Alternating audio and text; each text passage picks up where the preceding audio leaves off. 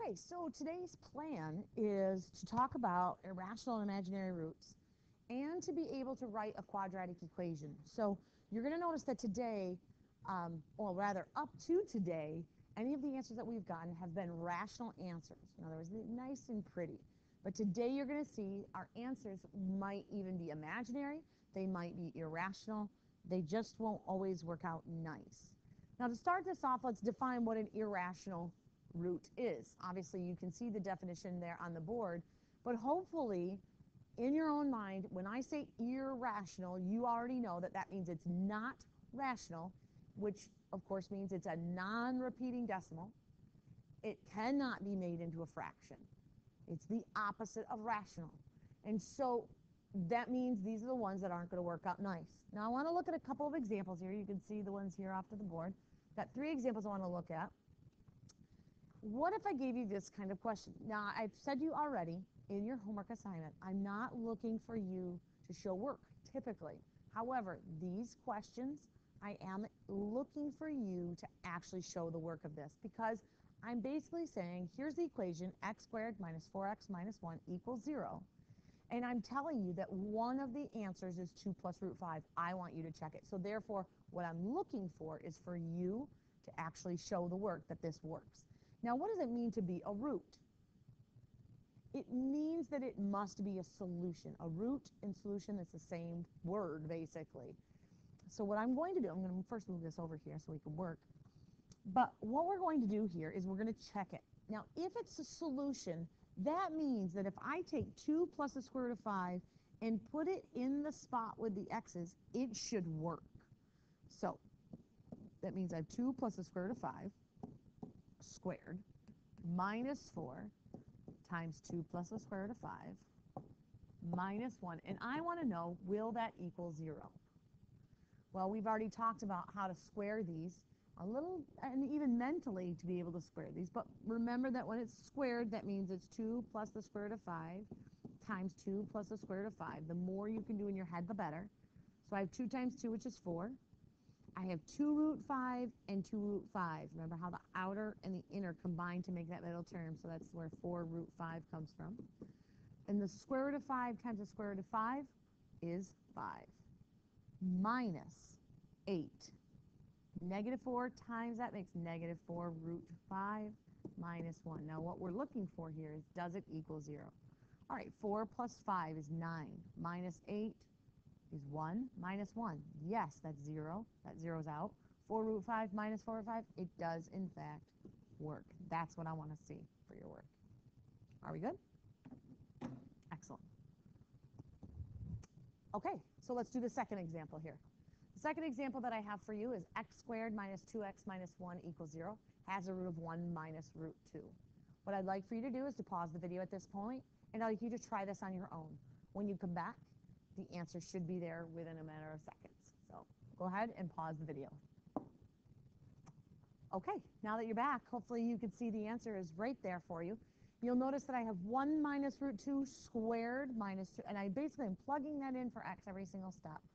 Now what you have also is, when I square it, I'm actually multiplying it out. I did show all that work, and I want you to do the same. You'll notice that all of the constants do in fact cancel out, and the radicals do cancel out as well. Excellent. Let's try another one. Example 3. X squared minus 4x plus 9 equals 0 has a root of 2 plus 3i. You see it also applies to our imaginary. So let's try that one out. Hopefully we remember the lovely little I piece. And before I even start this, we know that I is the square root of negative 1. I squared. What is that? Negative 1? Excellent. I cubed, although we won't use it in this problem here, it is negative I, and I to the 4th, again, we won't use that, is positive 1. Okay, so let's go ahead. 2 plus 3i squared minus 4 times 2 plus 3i plus 9 equals 0. When I square 2 plus 3i, it is not just 2 squared and 3i squared. We have to actually multiply it out. So I'd get 4 plus, again, you'd have 6i and 6i, which makes, great, plus 9i squared. Or we do the 3i times the 3i. All right, now distribute that negative 4. You get negative 8 minus 12i plus 9. And we want to see, does that in fact equal 0? I will tell you that there will be times where I will trick you on your homework as well as your test just to see if you actually are checking it, because there will be times these won't actually cancel everything out. 4 minus 8 is negative 4, and there you go. It doesn't look like it does it? How about this? Remember the I squared? Do you remember that? I squared is negative 1, isn't it?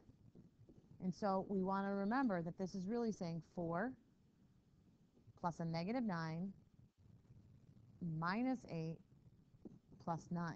Now we can see the 12 i's will actually cancel out, but as you see here, it doesn't actually equal 0. Negative 4 does not equal 0. What does that mean if it doesn't equal 0, if it doesn't check out?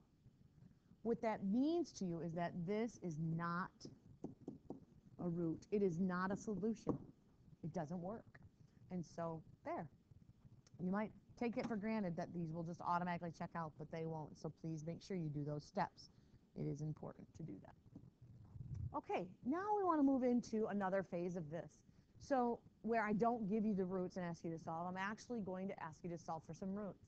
In the very beginning of this unit, we talked about factoring and solving and what that looked like.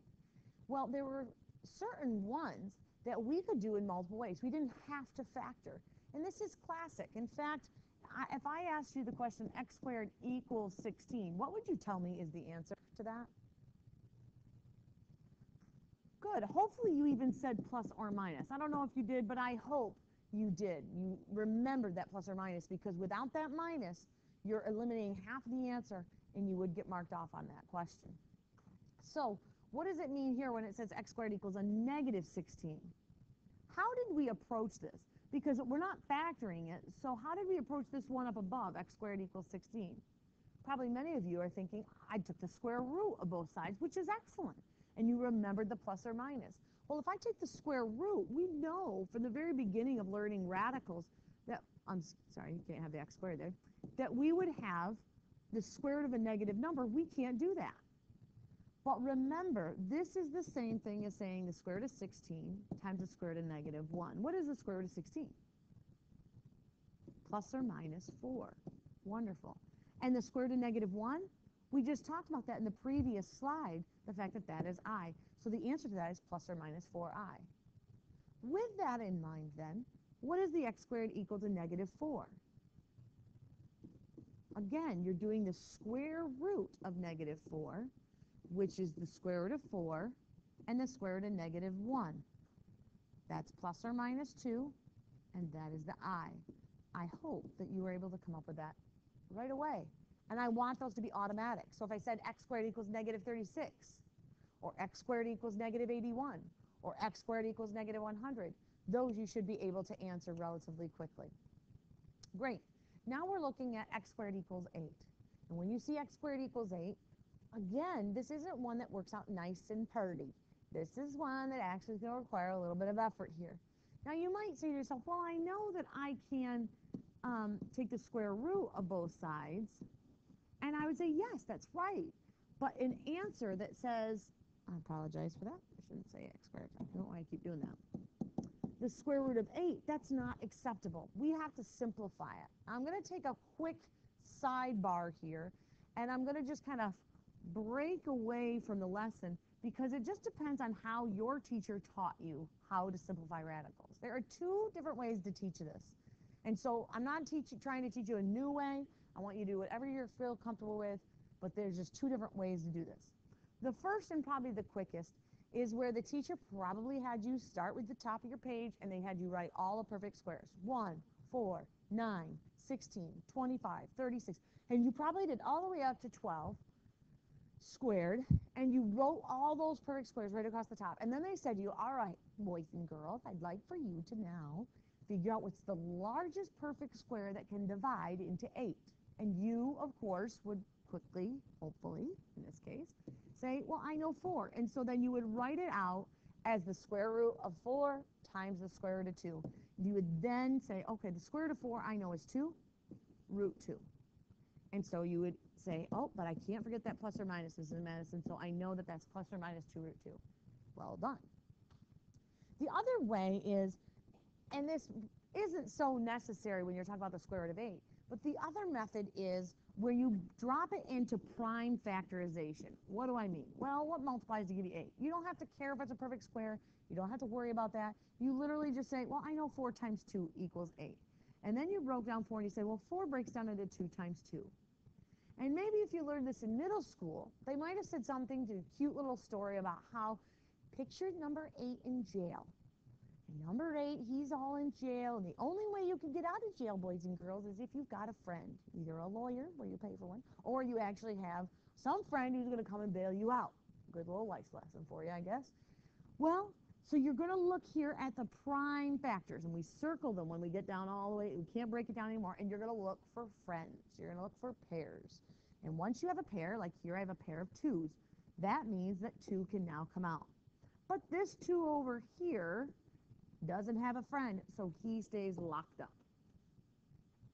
And so there again, you get 2 root 2. Again, it doesn't seem really, important when you're looking at the square root of 8, because either way, you're really breaking it down to 4 times 2. But if I said the square root of 72, it may not be as quick for you to think, oh, that's 36 times 2.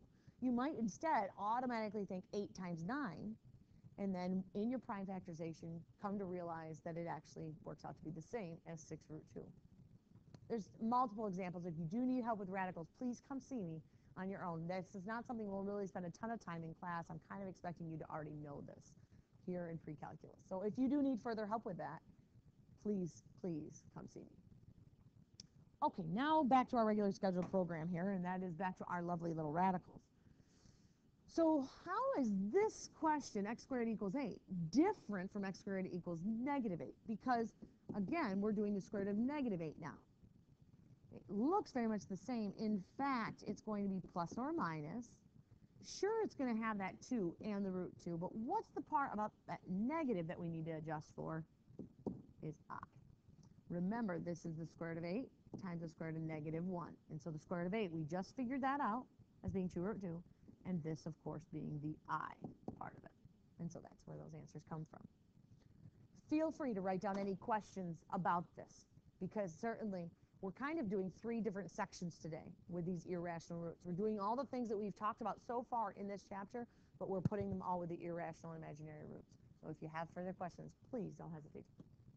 And so as I said, we're kind of changing gears today with doing all the things we've done up to this point, but adding in now these more difficult roots, ones that aren't as simple.